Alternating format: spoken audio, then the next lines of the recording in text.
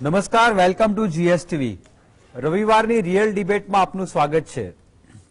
મિત્રો, વિધાનસભાની ચૂંટણીનું રિઝલ્ટ આવી ગયું છે અને તમામ પક્ષોને પ્રજાએ પોતાની રીતે જે સીટ્સ આપી છે, વર્ચ્યુઅલી વિપક્ષને એલિમિનેટ કરી નાખ્યો છે. હવે સ્થિતિ એ છે કે લોકશાહીમાં પ્રજાના પ્રશ્નોની રજૂઆત કરવા માટે મજબૂત વિપક્ષ હોવો જરૂરી છે. પણ પ્રજાએ આ વખતે જે ચુકાદો આપ્યો છે, બીજેપી ઉપર, ભાજપ ઉપર સંપૂર્ણપણે વિશ્વાસ મૂકીને અનપ્રેસિડેન્ટેડ પાવર્સ 5 વર્ષ માટે આપ્યા છે. હવે જ્યારે વિધાનસભા શરૂ થશે કે સિવાય પણ પ્રજાના કોઈ પ્રશ્નો હશે તો એ કોંગ્રેસ કે આમ આદમી પાર્ટી કેવી રીતે ભાજપ સુધી પહોંચાડશે અથવા ભાજપ એને કેટલું સિરિયસલી લેશે, કારણ કે કોઈ ગણતરી જ નથી. 17 કોંગ્રેસના અને 5 આમ આદમી પાર્ટીના 22 જ ધારાસભ્યો છે. ભાજપના 156માં 3 અપક્ષો પણ હવે જોડાઈ ગયા, એટલે 159 થયા. હવે વિપક્ષની સ્થિતિ ટેકન ફોર ગ્રાન્ટેડ ગણાય એવી છે. હવે માત્ર ને માત્ર ભાજપની ગુડવિલ ઉપર જ કોંગ્રેસ કે વિપક્ષ જે રજૂઆત કરશે એના કામ થશે. આ સ્થિતિ લોકશાહી માટે બહુ જ ખતરનાક છે. દોસ્તો, સવાલ એ છે કે આવી સ્થિતિ ભૂતકાળમાં પણ કોઈ રાજ્યમાં કોઈ પક્ષ માટે આવી હતી, ગુજરાતમાં પણ આવી હતી, પણ એ વખતે સત્તાધારી પાર્ટીએ વિપક્ષને કેટલી ગંભીરતાથી લીધો કે મર્યાદિત સંખ્યામાં વિપક્ષે સત્તા પક્ષને પ્રજાના પ્રશ્ને કોઈ ચોક્કસ નિર્ણય લેવા માટે કેવી રીતે કન્વિન્સ કર્યો કે મજબૂર કર્યો, એવી પણ ઘટનાઓ બની છે. એટલે કેટલીક વાર સંખ્યા કરતા તમારી કન્વિક્શન આધારિત, રિસર્ચ આધારિત રજૂઆત કેવી હોય છે એનો પણ બહુ મોટો ફાળો છે.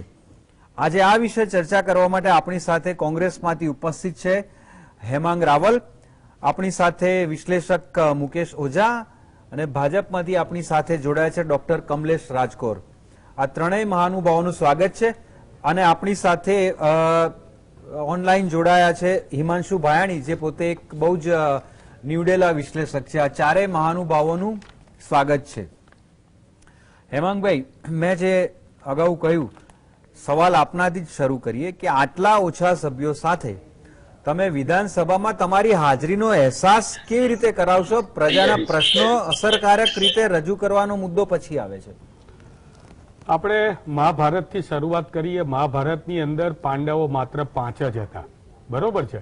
છતાંય 5 પાંડવો એ મહાભારતનું યુદ્ધ જીત્યા હતા, એ બધાને ખ્યાલ છે. અમે અમારા 17 જે ધારાસભ્યો છે એ 17 ધારાસભ્યો 170 સમાન છે. અમે અત્યારે હાલમાં કોંગ્રેસ પક્ષ વતી હું જ્યારે જીએસટીવીના માધ્યમથી એ કહેવા માંગુ છું કે અમે હનુમાન નથી કે છાતી ચીડીને બતાવી શકીએ, પરંતુ આગળ જતા જ્યારે પ્રજાના પ્રશ્નો માટે લડવાની વાત આવશે ત્યારે અમે અમારું સંપૂર્ણ યોગદાન આપીશું. હું તમને વાત કરું કે અત્યારે વિધાનસભાનું 3 દિવસનું નાનું સત્ર ગયું. આ નાના સત્રમાં અમારે જે સકારાત્મક બાબતો હતી, ગૃહમાં શંકરભાઈ ચૌધરીને ગૃહની અંદર અધ્યક્ષ બનાવવાની વાત હોય તો એમાં અમે સહયોગ આપ્યો. એમના બિલ હતું, જે બિલ ઇમ્પેક્ટ ફીનું બિલ હતું કે જે વારંવાર લોકોની જરૂરિયાતવાળું બિલ હતું, એની અંદર અમે ઘણી બધી સંશોધન કરવાની વાતો કરી હતી. કોંગ્રેસની સરકાર આવવાની હતી ત્યારે અમે જ્યારે ઇલેક્શન વખતે એ પણ વાયદો આપ્યો હતો કે અમે ઇમ્પેક્ટ ફી 1 રૂપિયો લીધા સિવાય ઇમ્પેક્ટ ફીનો કાયદો મંજૂર કરાવીશું. જે અત્યારે પૈસા માગી રહ્યા છે, લગભગ સરકાર 20,000 કરોડ રૂપિયા પ્રજાના લેવાની છે. ત્યાં 3જી વાર ઇમ્પેક્ટ ફી આવી છે, છતાં પણ અમે અમારું ત્યાં સહયોગ આપ્યો, એમાં પણ વિરોધ કર્યો નહીં. પરંતુ જ્યાં પ્રજાના પ્રશ્નો હશે, જ્યાં મોંઘવારી હશે, અને એ પ્રશ્નો એના એ જ છે. કોંગ્રેસને 17 સીટો મળી છે, સનાતન સત્ય, પણ અમને જે 80-85 લાખ જે લોકોએ વોટ આપ્યા છે એ વોટનું અમે સન્માન રાખીશું. લોકશાહીની અંદર એક મત પણ જ્યારે બહુ મહત્વનો હોય છે ત્યારે આ તો 85 લાખ વોટનો પ્રશ્ન છે. અમે અમારા મન, કર્મ અને વચનથી પ્રજા સાથે, પ્રજાના પ્રશ્નો સાથે લડવા માટે બંધાયેલા છીએ અને એની શરૂઆત અમે આ પહેલી વિધાનસભામાં જ કરી દીધી છે.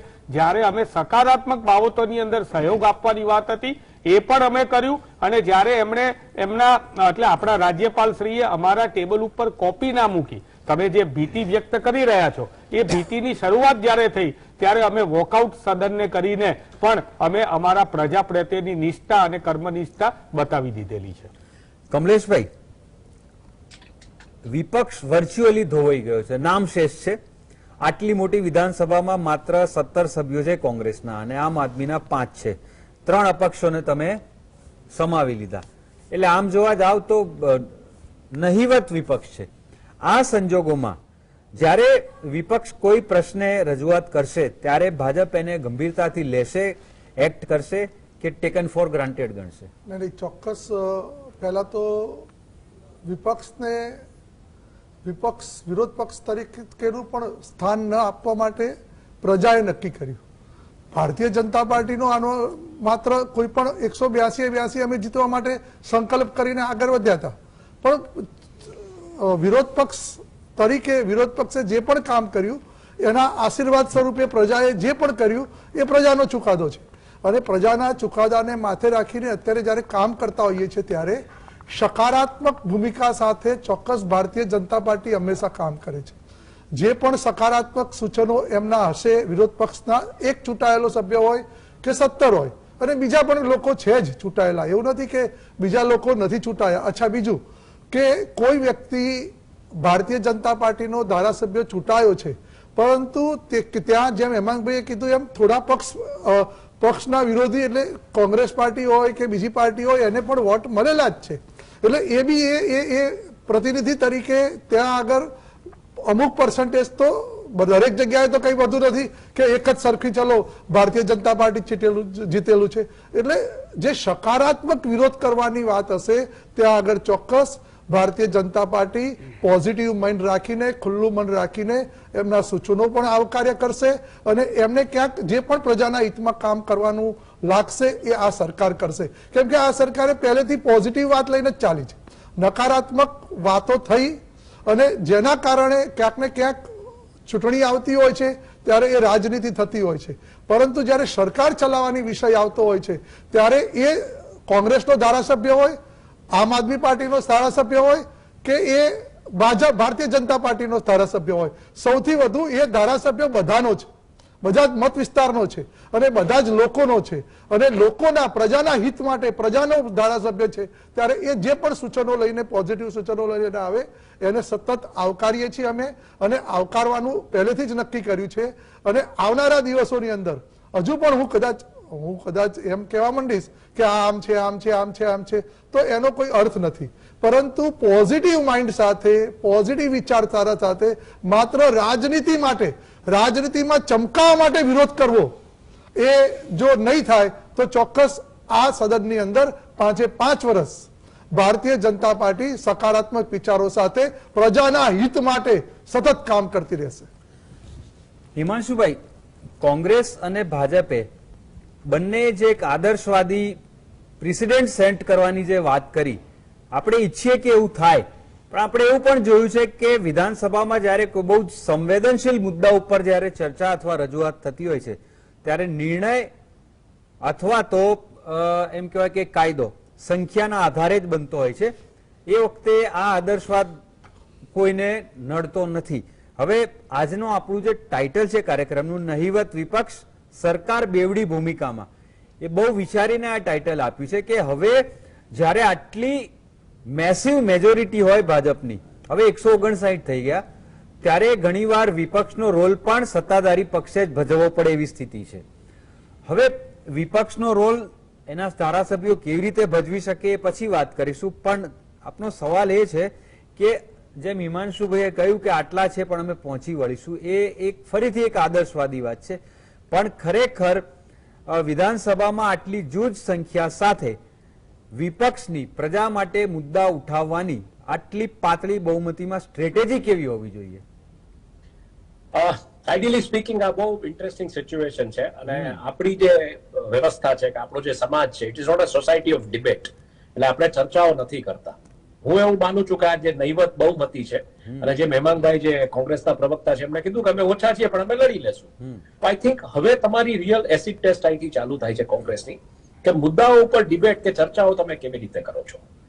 એ કર્યા પછી જે મોટી જવાબદારી છે, મારી આજકાલ એક બહુ નવી મુહિમ ચાલુ થઈ છે, મારા જે અનુભવો છે અમુક સ્થાનિક ઇલેક્ટ્રોનિક મીડિયાના જે પ્રતિનિધિઓ છે રાજકોટમાં, એને લઈને જે કાંઈ હું સાંભળું છું, એટલે મારી એક પોતાની એક અંગત મુહિમ છે, fight against the corrupt media. Please stand up અને have a courage, build a courage and fight against the corrupt media. એટલે આ કરપ્ટ મીડિયા, આ કરપ્ટ ડિજિટલ ઇલેક્ટ્રોનિક મીડિયા આ મુદ્દાને કેવી રીતના લઈ જાય છે, આની પાસે આ લેવલના પત્રકારો છે કે આ ડિબેટને સમજી શકશે અને લઈ જશે તમારા જેવા, તો આ બહુ જરૂરી છે કે આ લઈ જાય.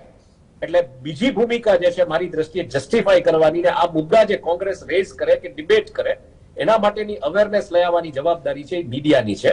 અને ત્યારબાદ પ્રજામાંથી, સિવિલ સોસાયટીમાંથી જે બેઝિકલી જેને કહી શકો તમે કે ઇન્ટેલેક્ચ્યુઅલ ક્લાસ છે એ આને કેવી રીતના રિએક્ટ કરે છે અને કોર્ટ આનો કેવી રીતના સંજ્ઞાન લે છે.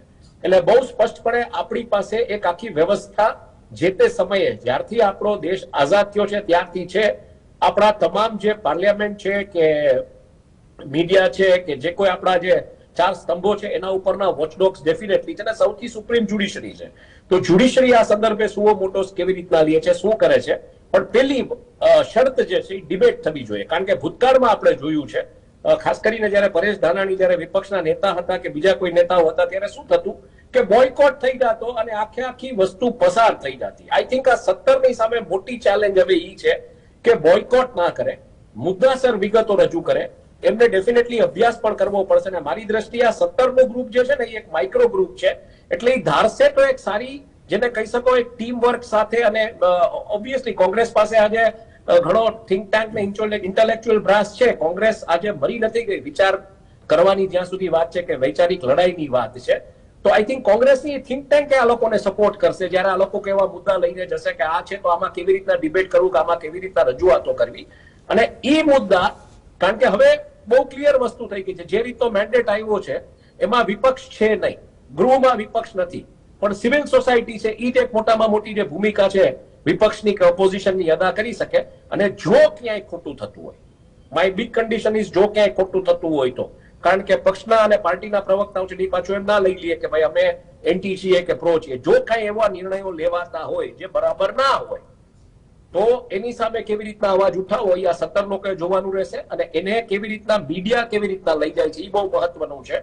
અને મીડિયા ઉપરથી પ્રજામાં કેવી રીતના એક બિલ્ટઅપ થાય છે કન્સેન્સસ, અને ફાઇનલી કોર્ટ એના ઉપર શું ડિસિઝન લે છે. તો આઈ થિંક આના ઉપર જ્યારે કોઈ એવી વાત આવે કે આ નિર્ણય પ્રજાના હિતમાં નથી, કે આ નિર્ણય સંપૂર્ણપણે પાર્ટીના હિતમાં છે કે બીજા અન્ય લોકોના હિતમાં છે કે કોઈ કોર્પોરેટ્સના હિતમાં છે, તો એની સામે આઈ થિંક આ એક મોટામાં મોટું જેને કહી શકો કે પ્રોટેક્શન ગ્રુપ આ લેયર્સ ઉપર અવેલેબલ છે. હવે આને કેવી રીતના કાર્યદક્ષ રીતે લોકો લઈ જાય છે કે કાર્યરત કરે છે એ આઈ થિંક આગામી દિવસોમાં આપણે જોવાનું રહેશે. પણ I think this particular house, ગુજરાતનું જે આ ગૃહ છે, it will be a fantastic case study for all the students who are studying political science. કે આ 17 લોકો, મારી દ્રષ્ટિએ નજર છે આ 17 લોકો ઉપર રહેશે. બિલકુલ, જે લોકો ઓલરેડી મેજોરિટીમાં છે એના ઉપર નહીં રહે. કારણ કે કેબિનેટ જે રીતના ફોર્મ થઈ છે આપણે જોઈ લીધું કે બહુ સ્પષ્ટપણે એમાં જ્ઞાતિવાદના સમીકરણો છે, એમાં કોઈ ઇન્ટેલેક્ચ્યુઅલ ક્લાસને એવો કોઈ મહત્વ નથી આપવામાં આવ્યું.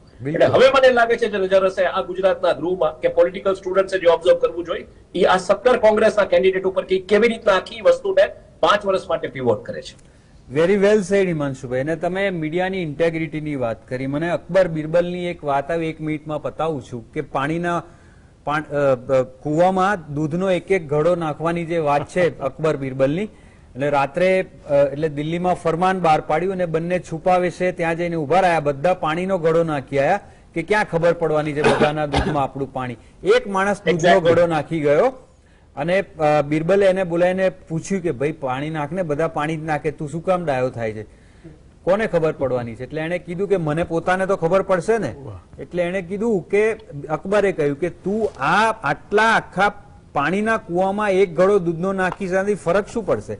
એને કીધું એટલીસ્ટ કલર તો થોડો બદલાશે.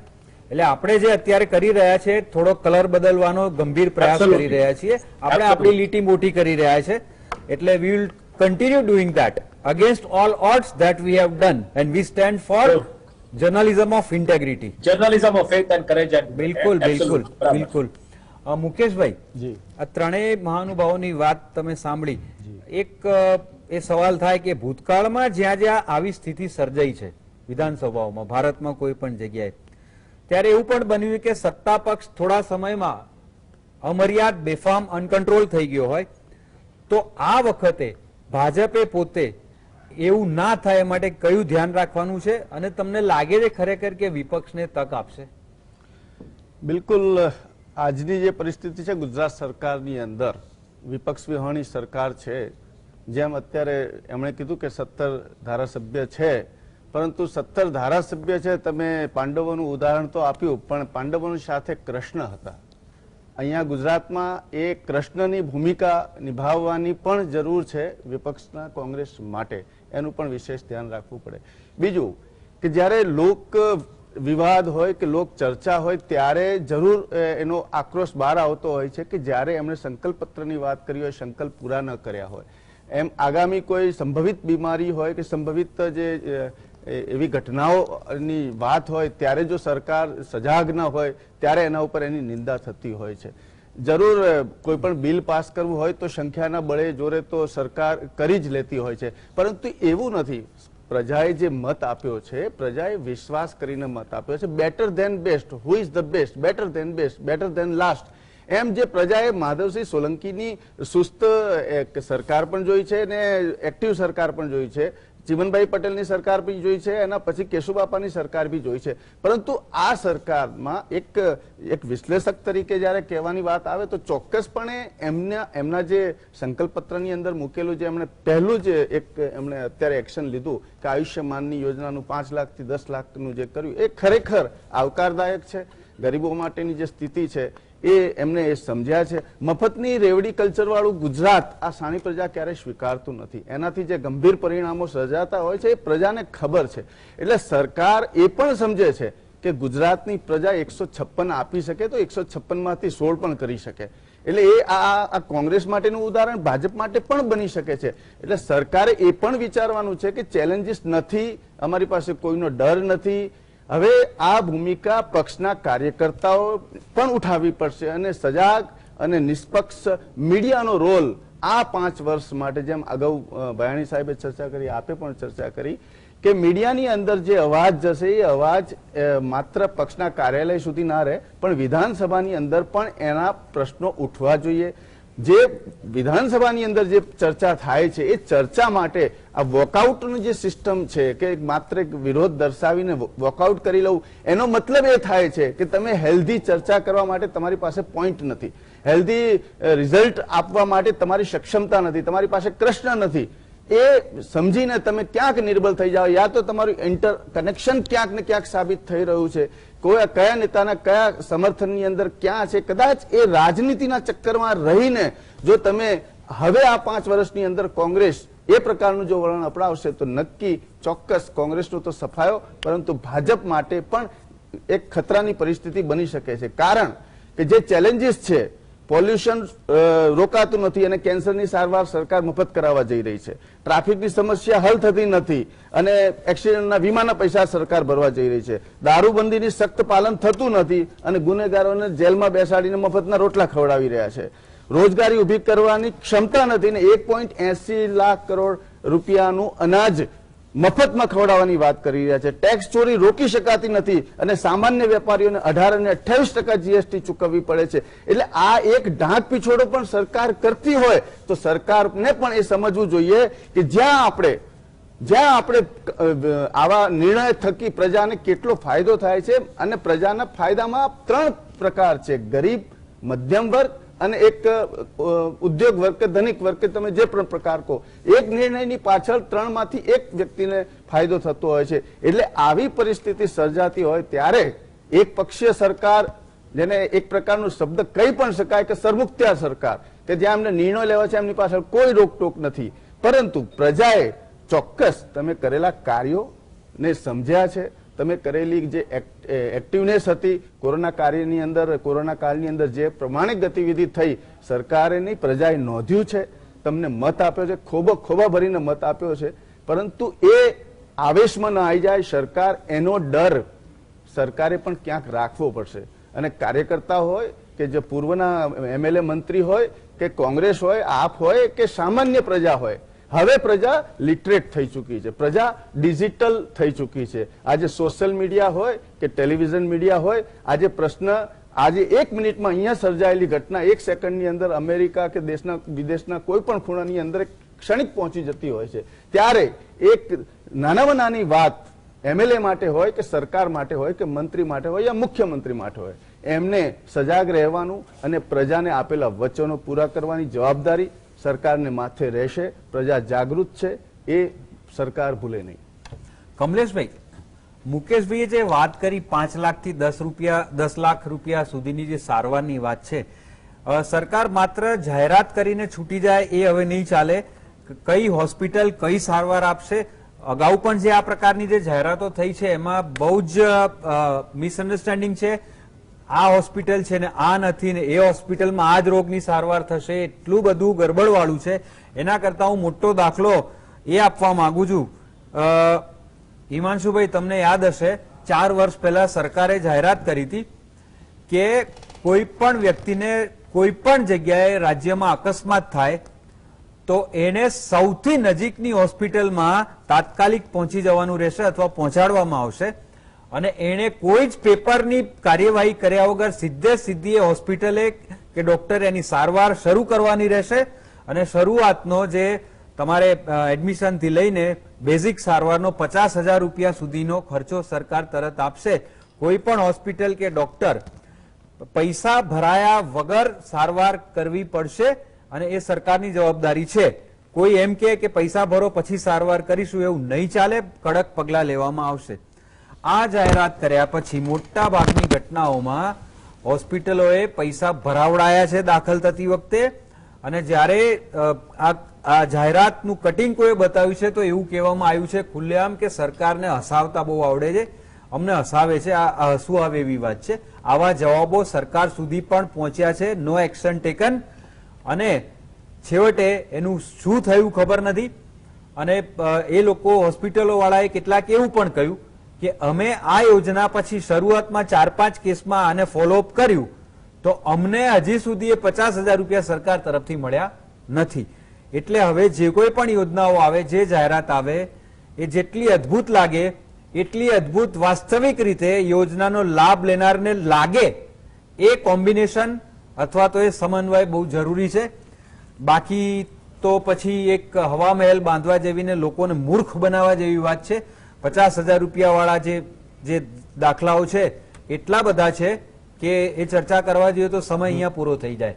એટલે the government will have to be very careful about announcing and implementing. Hemangbhai, criteria પણ ડિક્લેર કરવા. હા, ક્રાઇટેરિયા હેમાંગભાઈને પૂછ્યું, પેલા કમલેશભાઈ તમારામાં કઈ કેવું છે?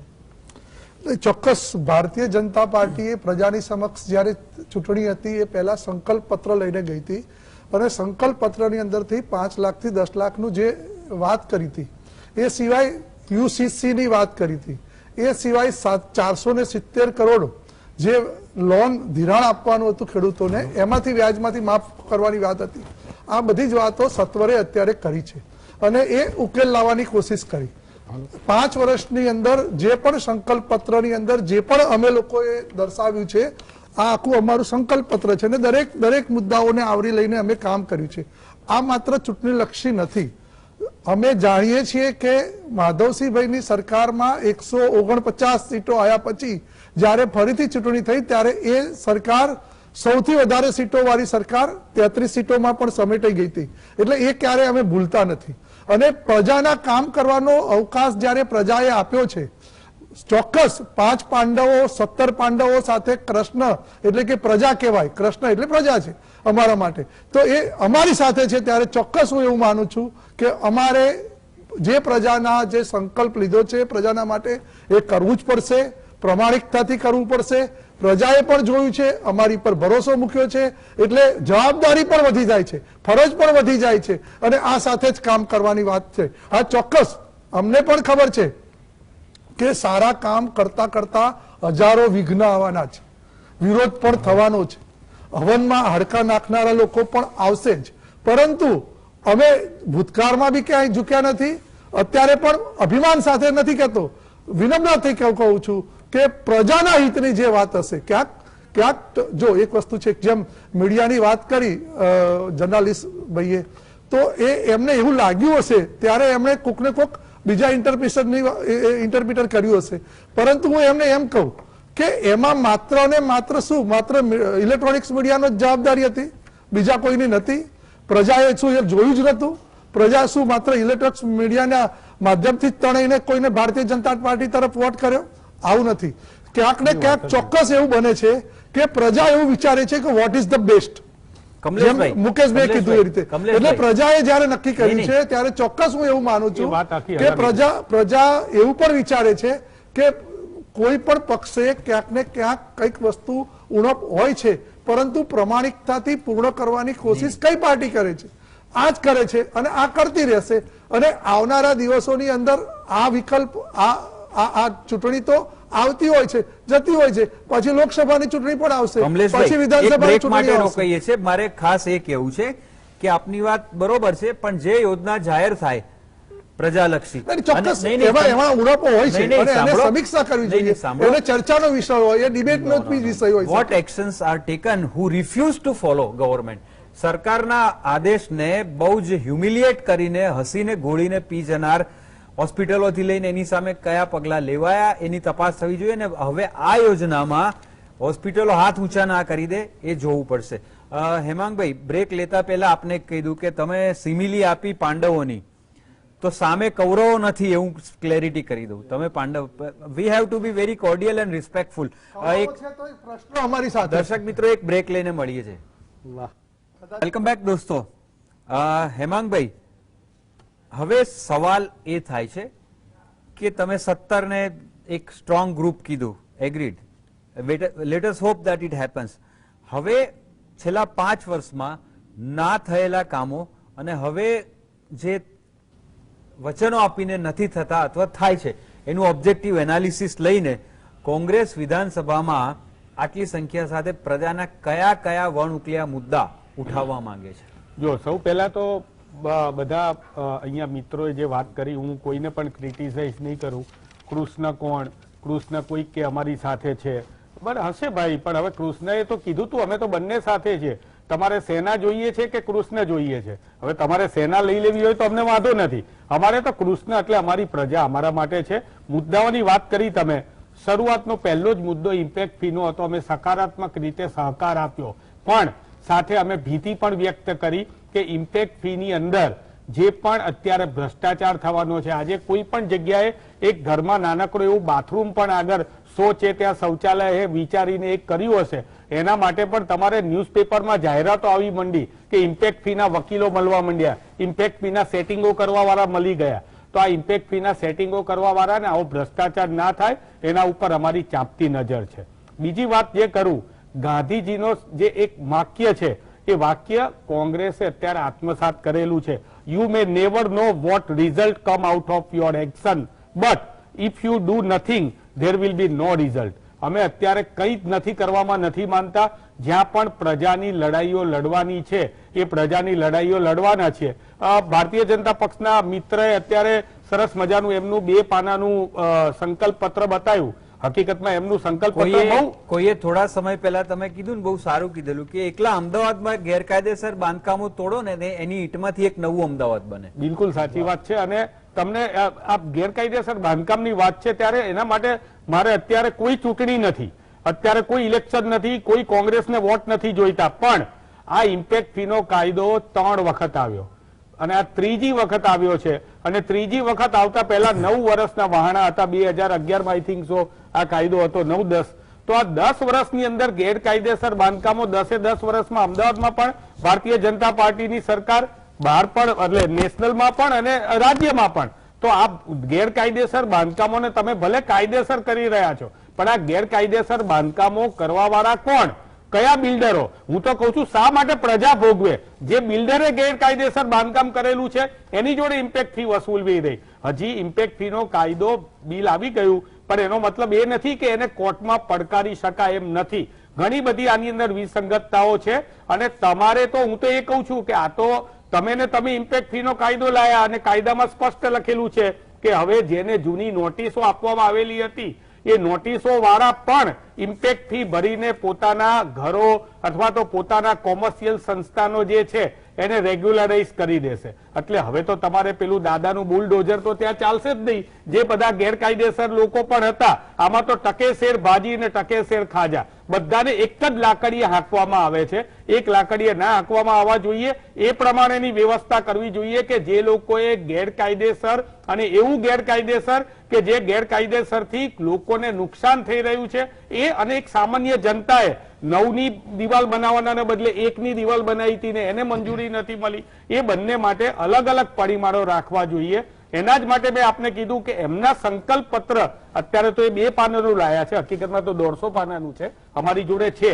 એમના સંકલ્પ પત્ર પણ એ લોકો જ્યાં સુધી એ સંકલ્પ પત્રને પૂરા નહીં કરે ત્યાં સુધી માત્ર અમારા 17 ધારાસભ્ય ગૃહમાં તો નહીં પણ અમે બહાર પણ એ સંકલ્પ પત્રને પૂરો કરવા માટે અમે માંગણી કરીશું. અને સાથે સાથે ગુજરાતના જેટલા પણ પ્રાણ પ્રશ્નો છે એ દરેકે દરેક પ્રાણ પ્રશ્નને ના માત્ર વિધાનસભાની અંદર પરંતુ કોંગ્રેસના કાર્યકર્તાઓ એ રોડ ઉપર ઉતરીને જ્યાં જ્યાં જે રીતે જે પ્રમાણે સરકારને આપણે બતાવવાનું હોય કે ભાઈ તમારે આ કામ કરવું પડશે.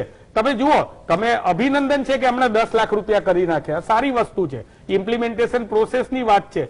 10 લાખ રૂપિયા ફરીથી અંડરલાઈન કરું, ગુજરાતની જનતાને એ ખ્યાલ હોવો જોઈએ કે આ 10 લાખ રૂપિયા જે છે એ અમુક લોકો માટે જ છે, સમગ્ર ગુજરાત માટે નથી.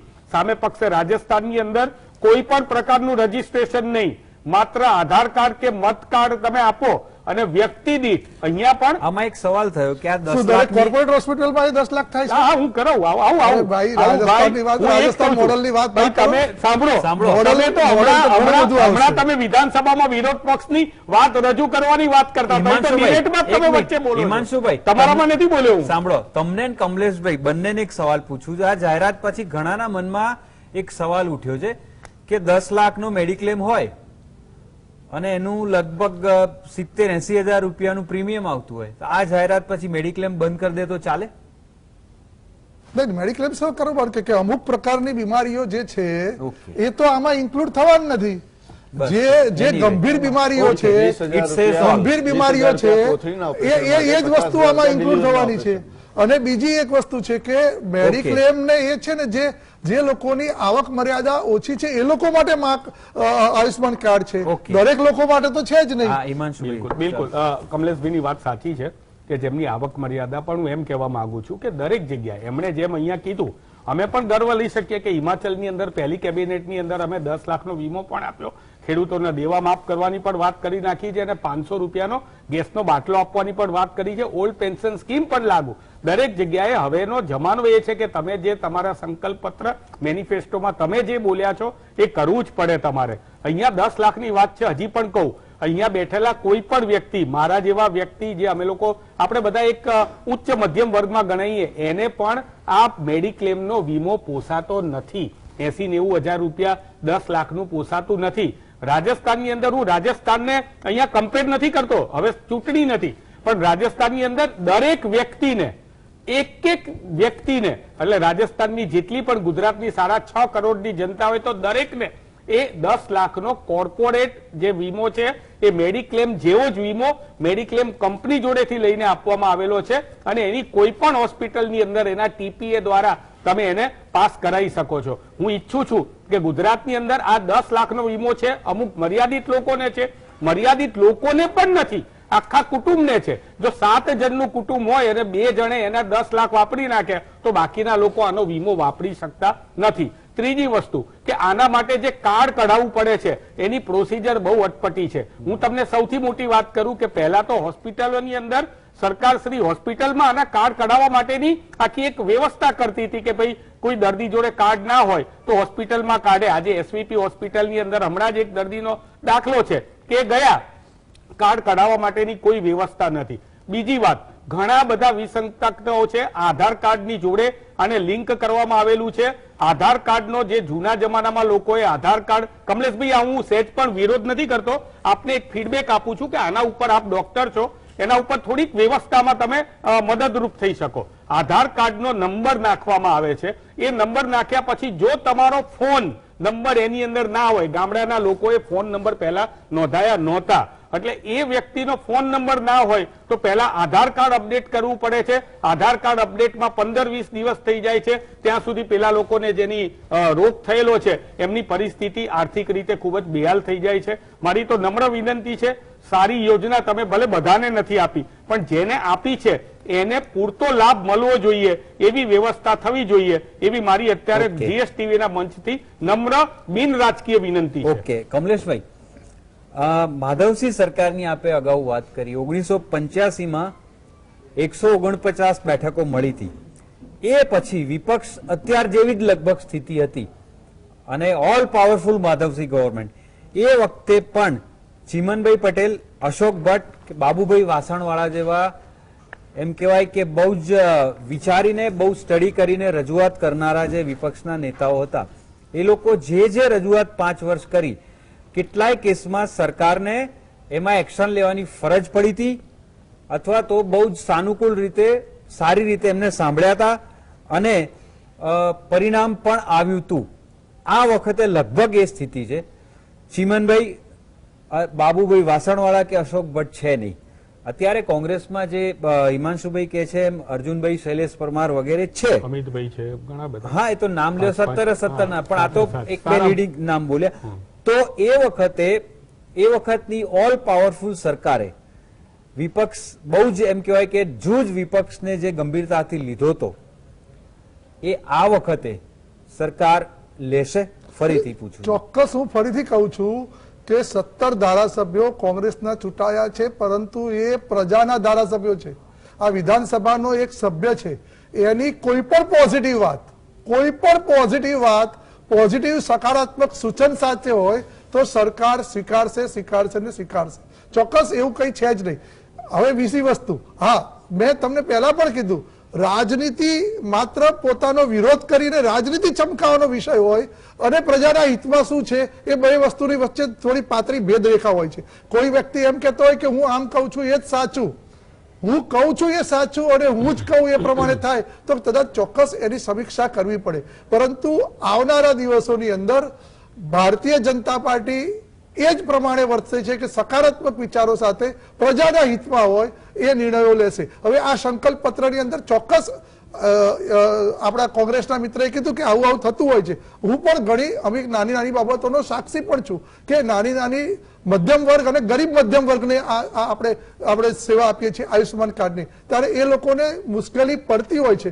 પરંતુ જે પણ ચર્ચાઓના અંતે ક્યાંક ને ક્યાંક મુશ્કેલી નિવારણ માટેની જે પણ સમીક્ષા કરવી હોય છે અમે કરતા હોઈએ છીએ. અને ક્યાંક હજુ ઘણું બધું એવું છે કે જ્યાં આપણે પહોંચી ન શક્યા હોય તો સકારાત્મક સૂચન આવે અને આમ કરવું જોઈએ તો એના માટે અમે તૈયાર છીએ. પરંતુ જેમ કીધું કે માત્ર ને માત્ર વોકઆઉટ કરવો કે બીજું કઈ રીતે સરકારને જુઠ્ઠાણા ફેલાઈને સરકારને નીચે પાડી દેવી કે બીજા કોઈ ઇન્ટેન્સથી સરકારનું ખરાબ દેખાય અને આ ગુજરાત સરકાર અથવા તો આ ડબલ એન્જિન સરકારનું કંઈક કામ સારું નથી કરતી એવું બતાવવાની કોશિશ કરે તો ત્યાં આગળ પ્રોબ્લેમ થાય છે. એટલે ચોક્કસ પ્રજાએ પણ જોયું કે જો એમણે સારી રીતે વિરોધ કર્યો હોત તો વિરોધ પક્ષ તરીકે શું કરવા એમને ના રાખત ભાઈ?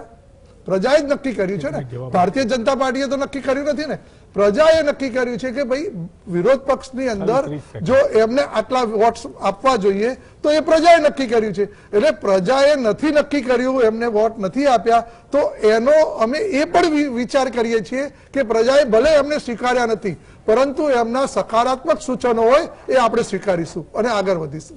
એક મિનિટ હિમાંશુભાઈ, એક જ નાની વાત કરવી છે. 30 સેકન્ડ. હા, મારે 30 સેકન્ડ. પછી આગળ ડિબેટ. બિલકુલ એમની વાત સાથે હું મહદ અંશે અને આંશિક રીતે સહમત છું. પરંતુ પ્રજાએ 2 વખત એવું બોલ્યા કે વિરોધ પક્ષ તરીકે ના રાખ્યા. એક હોય ને તો પણ એ વિરોધ પક્ષ કહેવાય. અમારે વિરોધ પક્ષ એટલે લાલ લાઇટની ગાડી નથી જોઈતી, બંગલો નથી જોઈતો. વિરોધ પક્ષનો મતલબ એ કે તમે જ્યાં પણ કામ નહીં કરો ત્યાં અમે તમારા કાન આંબળીશું. ઓકે હિમાંશુભાઈ, હવે આ અત્યારે જે વાત થઈ આ સવાલ હું તમને ખાસ પૂછું છું કારણ કે આપણે અગાઉ ઇન્ટેગ્રિટીની વાત કરી. તો વિધાનસભામાં વિપક્ષના કોઈ સભ્યનો સવાલ અથવા રજૂઆત સંખ્યાબળ આધારિત એની ગંભીરતા ઉભી કરે છે કે વ્યક્તિગત ઇન્ટેગ્રિટી કે વ્યક્તિગત હાઈએસ્ટ મેરિટ આધારિત રિસ્પેક્ટથી ઉભી કરે છે? આવા તમે બાબુભાઈ જસભાઈ પટેલ સત્તામાં હોય કે વિપક્ષમાં હોય કે બાબુભાઈ વાસણવાળા જેવા ધારાસભ્યો સત્તામાં હોય કે વિપક્ષમાં હોય, એ જે કંઈ પણ બોલે એ સરકારે બહુ જ ગંભીરતાથી નોંધ લઈને એક્ટ કરવું પડતું હતું. તમને લાગે છે કે એવી રજૂઆત આ નવી વિધાનસભામાં એટલી ગંભીરતાથી થશે અથવા તો લેવાશે? એટલે એ જ મેં તમને કીધું પહેલા કે 17 લોકોની જે ચેલેન્જ છે એની ઇન્ટિગ્રિટી તો ડેફિનેટલી એની ચેલેન્જ છે જ કે ભાઈ એને ઇન્ટિગ્રિટી સાથે જ વાત કરવી પડશે.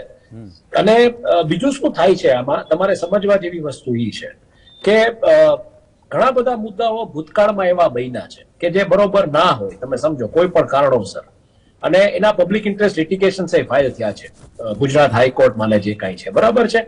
પણ પછી થાય છે એવું કે આખો એક વોઇસ ઓફ કન્સેન્સસ, કારણ કે મેજોરિટી તમારી હોય અને ફોલોવર બેઝ તમારો, એટલે આખી વોઇસ ઓફ કન્સેન્સસ આખી આવી બિલ્ટઅપ થાય કે ના આ બરોબર હતું. એમ કે જેમ નોટબંધીને જે રીતના જે જસ્ટિફાઈ કરવામાં આવી રહી છે, તમે સમજો આ બહુ સ્પષ્ટ વાત છે.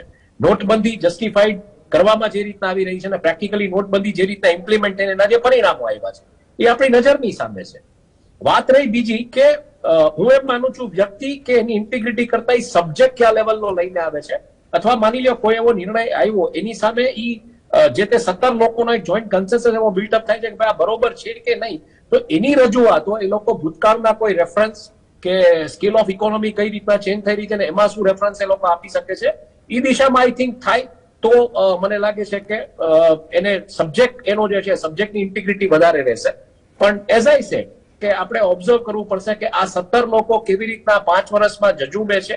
અને જેમ ભાજપના પ્રવક્તાએ કીધું કે ભાઈ તમે બદનામ કરવાની કે ખાલી એમ કે વોકઆઉટ કરવું કેવી જ વાતો હોય તો ડેફિનેટલી વિરોધ પક્ષને સિરિયસલી નહીં લેવામાં આવે. એટલે હું એવું માનું છું કે આ લિટમસ ટેસ્ટ છે આ 17 લોકો માટે, અને આમાંથી આ લોકો એક નેતા તરીકે, એક પરિપક્વ જેને કહી શકો તમે કે એક વક્તા તરીકે નિખરી આવશે, કારણ કે એમને ખબર છે કે માઇનોરિટીમાં બેઠા છે, એ મેજોરિટી નથી. વિપક્ષ તરીકે છે, જેમ કોંગ્રેસ વાળા ભાઈએ કીધું કે 1 હોય કે 21 હોય વિપક્ષ છે. એટલે વિપક્ષમાં બેઠા છે એ કેવી રીતના એની વાત રજૂ કરે છે, કેવી રીતના એ મુદ્દાસર આખી રજૂઆતો કરે છે, એ મુદ્દાસરી રજૂઆતો કોઈ સાંભળે છે કે નહીં એ મહત્વનું છે. કારણ કે આપણે ભૂતકાળમાં જોયું છે કે જે રીતના ટેબલ ઉપર હાથ પચાડી નાખી મેટરને સાઇડલાઇન કરી દેવામાં આવે, અથવા એવા કેસીસ થયા છે અને ઘણી જેને કહી શકો વિધાનસભામાં, સંસદ સભામાં આ બધું થાય છે. મવા મોઇત્રાની સ્પીચ તમે લઈ લો તો મવા મોઇત્રાની જે રીતની સ્પીચ હતી એની સામે જે રીતના નિર્મલા સીતારામનજીએ જે રીતના જવાબ આપ્યો, તો સામો જે પી ચિદમ્બરમની સ્પીચ હમણાં તમે રિસન્ટલી જોઈ, બેઝિક ફિગર્સ માંગ્યા હતા પી ચિદમ્બરમે, અને આઈ થિંક એના ઉપર તમારે જે ચહેરાના હાવભાવ હતા નિર્મલા સીતારામનજીના એ ઘણું બધું કહી જતા હતા. એટલે આના ઉપરથી શીખવાનું છે તમારે કે મુદ્દો તમે કેવી રીતના લઈ જાઓ છો. મારે એક બીજી વાત એ કેવી છે, તમે કીધું કે ગવર્મેન્ટ જે કોઈ સ્કીમ્સ ડિક્લેર કરે છે એ ઇમ્પ્લિમેન્ટ કરાવે કે એને કરવી જોઈએ કે એની ઇન્ટિગ્રિટી હોવી જોઈએ કે એ રીતનું હોવું જોઈએ. આમાં એક બહુ મોટી સમસ્યા શું છે દક્ષેશભાઈ, હું તમને બહુ ફ્રેન્કલી કહું, એક ઉત્સાહીઓનો વર્ગ છે વોટ્સએપ યુનિવર્સિટીમાં. હવે સરકારે આવા લોકોને પેલા તો, અથવા તો આવા કોઈ સરકાર, જો કે અત્યારે બહુ કાર્યશીલ થઈ ગઈ છે અમુક વસ્તુ, સરકારનું પીઆઈબી જ કહી દે છે કે આ ફેક ન્યૂઝ છે. એટલે આઈ થિંક સરકારે આ દિશામાં વધારે પડતું એગ્રીવેટ થવું પડશે, કારણ કે વચ્ચે એક એવા સમાચાર આવ્યા હતા કે તમે ચાલતી ટ્રેનમાં જાઓ, તમે બેસી જાઓ અને તમે ટીટી પાસેથી ટિકિટ માંગી શકો. વાસ્તવિકતામાં એ વસ્તુ હતી જ નહીં, તમે સમજી લો, બરાબર છે.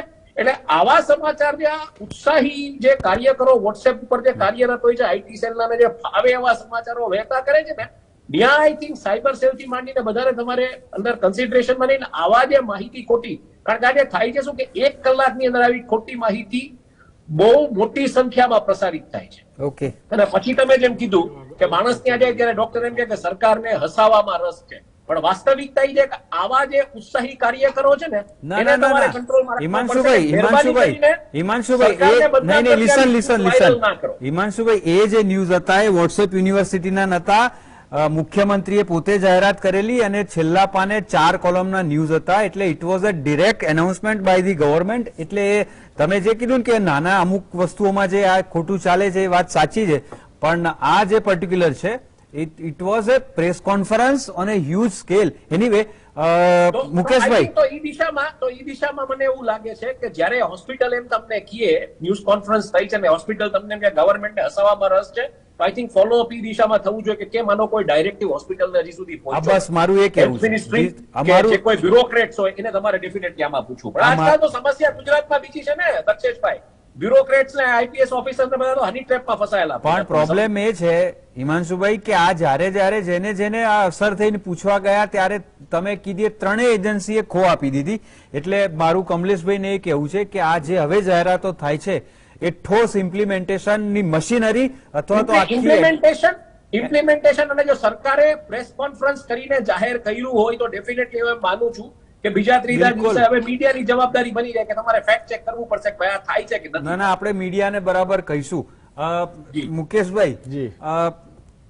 એક હિમાંશુભાઈ જે વાત કીધી ને એમાં હું થોડું એડ પણ કરું છું કે કેટલીક વાર વિધાનસભામાં સંખ્યા કરતા વ્યક્તિગત રજૂઆત જે હોય છે ને એમાં સરકારને પણ ખબર પડતી હોય છે, પબ્લિકને પણ ખબર પડતી હોય છે કે આ જે રજૂઆત છે એ સેલ્ફલેસ છે કે અંગત હિતો સંકળાયેલા છે. એ પ્રમાણે સરકાર પણ માણસના મેરિટ પ્રમાણે ડિફરન્ટ રિસ્પેક્ટ આપતી હોય છે. That we have seen. હવે સવાલ એ છે મુકેશભાઈ કે ભાજપની નેતાગીરી આટલી જંગી બહુમતી પછી પોતાના ધારાસભ્યો પાસે એના વિસ્તારમાં એક કામગીરીની કેવી અપેક્ષા રાખશે અથવા તો કેવી ડિઝાઇન કરીને ડિક્ટેટ કરશે? આ બહુ અગત્યનો મુદ્દો છે. બિલકુલ દક્ષેશભાઈ, મારે તો સરકારને એક સજેશન પણ છે કે જે પણ એમએલએ મંત્રી કાર્ય કરે છે એ પગારદાર ચોક્કસ કહી શકાય, 2 લાખ રૂપિયાના પગાર લે છે, તો એમનું જે રોજનું કાર્ય છે એમને એમના પોર્ટલ પર યા વેબસાઇટ પર મૂકવું જોઈએ. પહેલું આ એક વાત છે. બીજું કે કોંગ્રેસના મિત્રએ કીધું કે અમે અવાજ ઉઠાવીશું, તો ગઈ વિધાનસભામાં આપની પાસે 77 એમએલએ હતા, તો એ સમયે શું તમને અવાજ ઉઠાવવામાં કઈ તકલીફો પડી? તો આ વખતે કઈ રીતને પડી શકે છે? કારણ કે જ્યારે એ સમય પૂછવામાં આવ્યું હતું કોંગ્રેસના ધારાસભ્યોને, ત્યારે એમ કહેતા કે અમારું તો સરકાર સાંભળતી જ નથી. હવે 77 નું નહીં સાંભળે તો હવે 17 નું કઈ રીતે સાંભળશે? એના માટેની કોંગ્રેસની નવી સ્ટ્રેટેજી કઈ? હવે વાત બીજી કે ગુજરાતની અંદર મુદ્દા આધારિત, પ્રશ્નો આધારિત ચોક્કસપણે રાજનીતિ એટલે પ્રશ્નો ઉઠાવવાની રાજનીતિ કોંગ્રેસની પાસે અઢળક છે. ડ્રગ્સના મામલાના જે ગંભીરતા છે એનો પણ બહુ ગંભીર પ્રશ્ન સરકારને બતાવવા જે અને માર્ગદર્શિત કરવા જેવા મુદ્દા છે. અને સ્કૂલો વધારવાની વાતો થાય છે પણ ત્યાં પેપર ફૂટતા જાય છે, અને એ પેપર ફૂટતા અને કોંગ્રેસે એનો જે રીતે વિરોધ કર્યો, પરંતુ એ પ્રમાણેનો વિરોધ ન કર્યો કે જેની અસર ગંભીરતાપૂર્વક સરકાર લઈ શકે. કારણ કે એક વાર બે વાર નહીં, 14 વખત પેપર ફૂટ્યા છે. ઉમેદવારોની ઉંમર પણ વીતી ગઈ છે. એટલે આ બધા ગંભીર પ્રશ્નો છે. વિપક્ષની રેલી પર પ્રતિબંધ મુકાય છે. હમણાંની ઘટના, ચાહે પક્ષ હોય યા વિપક્ષ હોય, જયારે પ્રજા અને એક તટસ્થ વાત કરવાની હોય તો કોઈ રેલી પર પ્રતિબંધ ને કોઈ રેલી માટે તમે લાખોને નિમંત્રણ ને આમંત્રણ, તો આ જે ભેદભાવ છે આ અત્યારે કોરોના કાળની અંદર આવી પરિસ્થિતિ ઉપર પણ એક આ ભેદરેખા ન હોવી જોઈએ. એ સરકાર માટે પણ અમે એક માર્ગદર્શન આપીએ છીએ. સરકારે એનું પણ ધ્યાન દોરવું જોઈએ. અને જે વાત કરે છે એમએસએમઈની, સાહેબ અત્યારે 13.1 સમથિંગ અબજ કરોડ અબજના જે ઇમ્પોર્ટ આપણે એક્સપોર્ટ કર્યું છે, અને એની સામે 89 અબજ નું આપણે એક્સપોર્ટ કર્યું છે ચાઇનાનું. એટલે જે ફેસિલિટેડ ડેબિટ છે એનો આંકડો ખૂબ જ મોટો છે. એક બાજુ તમે એમએસએમઈ ની વાત કરો છો અને બીજી બાજુ તમે ચાઇનાના ઇમ્પોર્ટને રોકી નથી શકતા.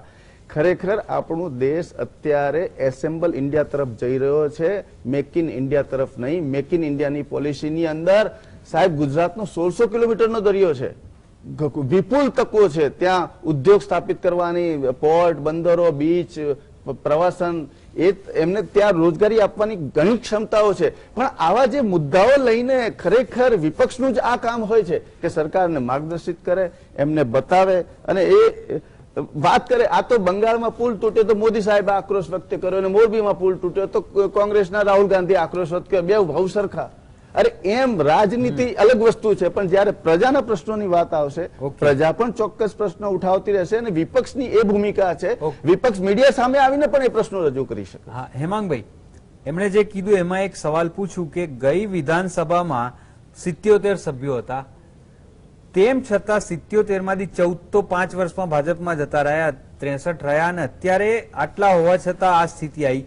તો રજૂઆત નબળી રહી કે પ્રજાને અહેસાસ કરાવવામાં કોંગ્રેસ ફેલ ગઈ કે તમારા પ્રશ્નો અમે વિધાનસભામાં રજૂ કર્યા છે એટલે આટલી ખરાબ સ્થિતિ આવી? જુઓ, શોર્ટમાં, કારણ કે આપણી પાસે માત્ર 4 મિનિટ છે. પહેલી વાત કરું, સૌથી પહેલા તો જયારે કોંગ્રેસની જે તમે માધવસિંહ સોલંકીની સરકારની વાત કરીને, એ વખતે અશોકભાઈ અથવા તો જે પણ ચીમનભાઈ વિરોધ કરવા માટે આવતા હતા તો અમે વિધાનસભાની સામે મંડપ બનાવીને આપતા હતા, એમના માટે ચા પાણીની વ્યવસ્થા કરતા હતા. આ પરિસ્થિતિ હતી. એની સામે સરકાર જયારે અત્યારે પરમિશન જ ના આપતી હોય ત્યારે સ્વાભાવિક છે, તમારી વાત સાચી છે ભાઈ, ઓઝા સાહેબની વાત પણ સાચી છે. એક નવી રણનીતિ સાથે આવીશું અમે ગુજરાતમાં. આગામી ફેબ્રુઆરી માસથી ગુજરાતની અંદર ભારત જોડો યાત્રાનું એક વર્ઝન હાથથી હાથ જોડો એ તાલુકાવાર શરૂ કરી રહ્યા છે અને પ્રજાના પ્રશ્નો જે છે એને અમે પ્રજાની વચ્ચે પણ લઈ જવા માંગીએ છીએ અને વિધાનસભાની અંદર પણ અમે ફાઇટ કરીશું. તમારો મુદ્દો છે છેલ્લી વાત કે ગુજરાતમાં કોણ ઉઠાવશે જનતાનો અવાજ, તો એ કોંગ્રેસ જ ઉઠાવશે, કારણ કે ભારતીય જનતા પક્ષના ધારાસભ્ય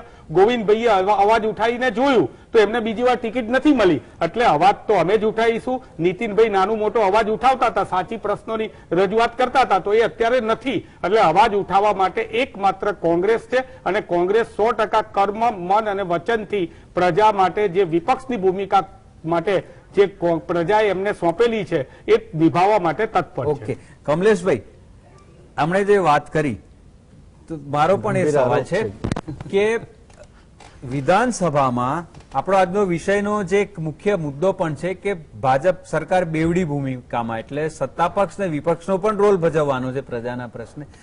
તો ભાજપના ધારાસભ્યોને સેન્સિટિવ મુદ્દે વિધાનસભામાં મુદ્દો ઉઠાવવાની છૂટ અપાશે કે કહેવાશે કે ખાનગીમાં કેબિનમાં એને જે કેવું એ કહી જાવ?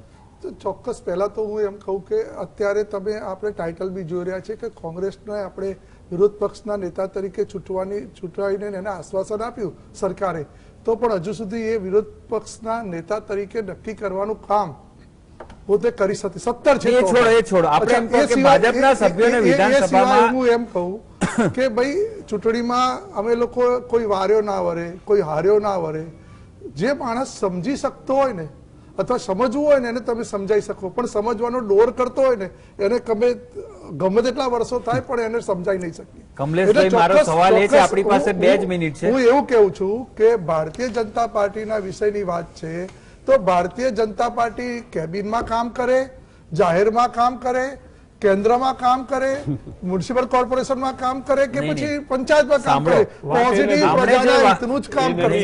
વાત એ છે, આપણે જે કીધું ને કે એક સભ્યએ ગયા વખતે સવાલ ઉઠાયો તો સવાલ ઉઠાયો તો એનો એક વસ્તુ છે, ધારો કે એવી છૂટ અપાશે કે સવાલ ઉઠાવવાની છૂટ આપે જ છે, કેમ નથી આપે?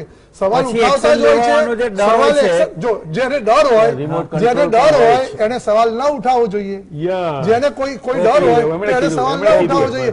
બાકી પ્રમાણિકતાથી જે માણસ સવાલ ઉઠાવતો હોય, પ્રમાણિકતાથી જે સવાલ ઉઠાવતો હોય એ ઉઠાવી શકે છે અને એનો ઉત્તર પણ પ્રમાણિકતાથી મળતો હોય છે. એટલે એને પોતાના પ્રશ્નની અંદરની એની પ્રમાણિકતા કેટલી છે એ પણ વિચારવું જોઈએ. એટલે માત્ર અને માત્ર પોતાના પ્રશ્નોની અંદર પ્રમાણિકતા, મેં એમ કીધું ને કે એવું સરકારના વિરોધ પક્ષના લોકો જ માત્ર રાજનીતિ ચમકાવવા માટે વિરોધ કરતા એવું નહીં, કે પોતે બી વ્યક્તિ કે પોતાની રાજનીતિ ચમકાવવા માટે વિરોધ કરતા હોય છે.